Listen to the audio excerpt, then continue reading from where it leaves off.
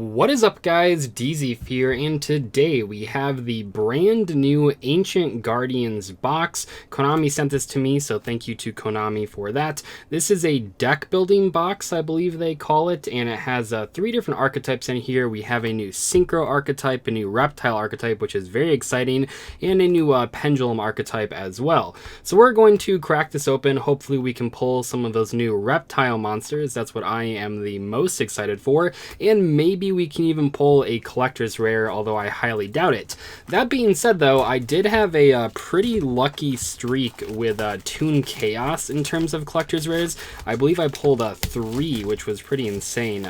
Did not have the same amount of luck in Genesis Impact. Also, I'm destroying this box apparently, but pulling collector's rares is pretty cool. But I do think that they maybe increased the amount of collector's rares out of Ancient Guardians. I don't know about you guys, but I have seen a lot of collector's rares pulled on the videos that I've seen so far of people opening this box. Oh yeah, I guess we have the 3 different archetypes on the packs there. That's kind of nice. Do all the deck builders packs have that? I feel like a lot of them did not do that. That's kind of nice. It looks like Battle Pack. Who makes comparisons to Battle Pack besides me? Probably no one.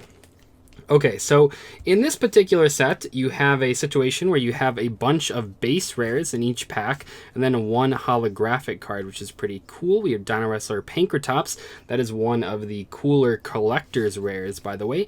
Nice. So this is the new Reptile archetype. I'm just going to say it, not a big fan of the name change. I thought Abyss was a pretty funny pun. I liked it a lot, but they changed it to this, and I'm going to try my best to pronounce this. It is a real word. I believe it is Ogdodic or something. Ogdodic. I don't know. I had like a pronunciation website pulled up that someone sent me on Twitter that pronounced it for me. Ogdodic. I've been watching a lot of hack openings of this set, and it seems like most people just don't pronounce the new archetype name at all. It's pretty funny, actually. A lot of people just call them the Reptile archetype. A lot of people just call them Abyss still. This is a collector's rare as well, which is pretty nice. We have a Calling, Skullmeister, another collector's rare, and Ursa Arctic Mink Tanis. This is the Polar Bear archetype that kind of has a, it's sort of like dark synchro summoning almost. It's pretty interesting. So these 2 archetypes are pretty fun. I'm a big fan of both of them, but the Reptile one, oh man, I am just excited to use Snake Rain in a deck that can actually take advantage of it, because Snake Rain is one of those cards that we've always talked about being broken, but it never quite had a deck to go into, but now it really does, and that's really great. We have, this is the Pendulum archetype, Cephalocord Cutia, I guess. I don't really know a lot about this. I was watching Ruggles. He opened a box, and I was like laughing along because when he pulled these cards, he said, okay, I don't know a lot about these, so when I pull them, I'm just going to say that this is a Pendulum monster. And I kind of feel like I'm in the same spot because I don't really know what they do.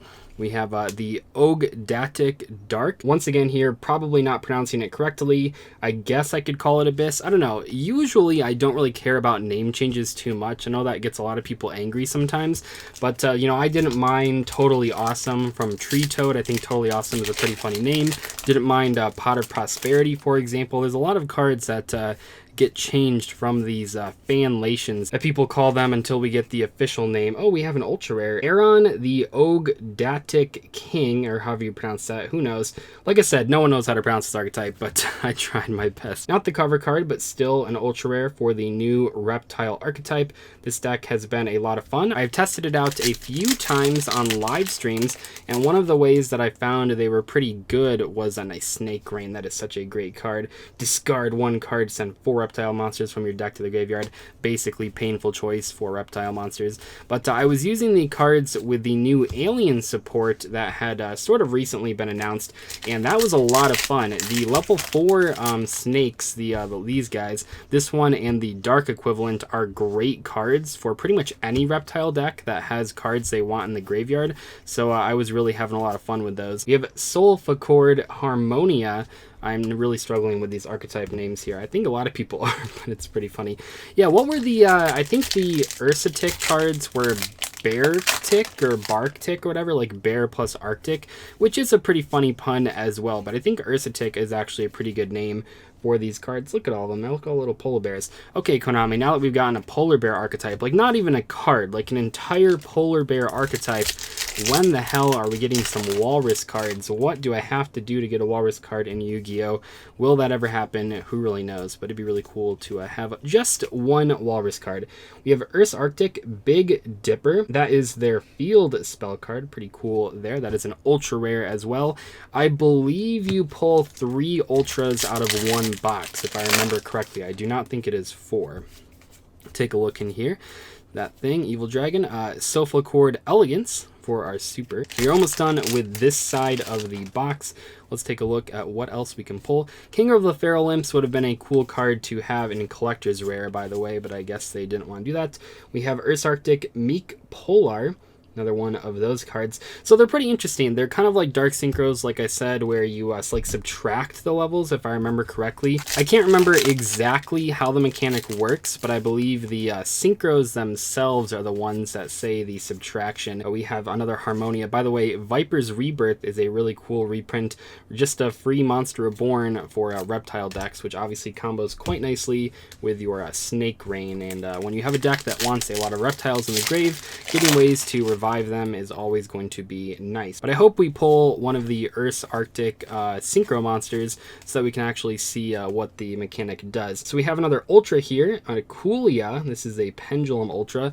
So we pulled 1 Ultra from each of the archetypes. That's actually pretty cool. I don't know how often I've done that with these deck building packs. That's pretty interesting to see. That does bring up the question though. Do you guys miss when deck building packs had all secrets and all supers instead of the current layout? Personally, I really like these new deck building packs. I think they do a great job because the collector's rares give the cases a lot of value, but the overall decks in the packs tend to be on the less expensive side, which is pretty nice. You can get a playset of like all of these cards for pretty cheap online from what I could see, and obviously we're like in the first weekend of this set being released, so these are going to be like the peak prices. But I think that having the collector's rares for like the people that are buying a lot of boxes is cool, but then a lot of the other cards in the pack are pretty easy to get. I mean, there still are short prints sometimes. By the way, we got 2 Donna Wester Pankratops out of that one pack. That's pretty funny. We have another Cutia there, however you pronounce that. So there are still short prints. I believe that the E-Telly for Drytron was a short print, if I remember correctly, in the last set, Genesis Impact. But I think overall these packs do make it a lot less expensive to buy these archetypes, which is always what you're looking for out of a set like this.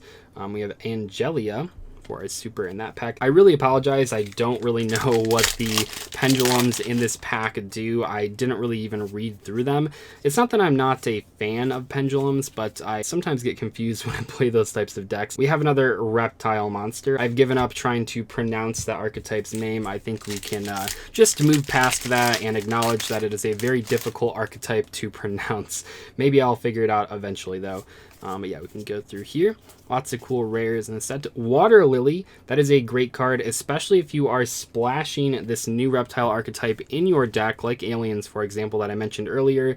This is a great card to have. It is sort of a foolish burial with an upside. If you have 5 or more reptile monsters with different names in your graveyard, you also get a Monster Reborn, which is really great. So that is a really nice card if you are splashing the reptile archetype into another reptile deck, but it's also a great card if you just are playing the deck in general, because it is a foolish burial that can also be a Monster Reborn. Nice, so we have another one of these. This is probably one of the better ones. You can discard it to send a dark reptile monster from your deck to the graveyard, which is pretty great. And it has that revival effect in the graveyard as well. Okay, next pack here. This card. It'd be cool to pull a collector's rare. Not sure how likely it is. We have Gracia for our super in that pack, and I believe that, yeah, we only pull 3 ultra rares out of one box, like I said earlier. I don't think we're seeing another ultra rare. I am surprised that the Water Lily is a super rare though, because it is such a great card. It would have been cool, maybe that is one of the collector's rares, I'm not entirely sure. I did not look up the 10 collector's rares that were not reprints, so maybe I should have done that before making this video. But we have another Earth's Arctic Meek Polar for our super in that pack. We have 1 pack left here of Ancient Guardians. Will this be the collector rare pack? Probably not, but we can dream, right? We can dream about collector's rares. It'd be pretty cool, but I don't think it's going to happen. Soul Faccord Scale, damage equals reptile, Wavering Eyes, Ursa Arctic Mega Polar, Offering to the Snake Deity, Ignister Prominence, the Blasting Draco Slayer, and Ursa Arctic Departure. No collector's rares out of that box. But anyway, that is all for today's video, our opening of Ancient Guardians. Let me know in the comment section below which of the new archetypes you are most excited to try out. Anyway, I'll see you guys later. Thank you so much for watching today's video. Goodbye.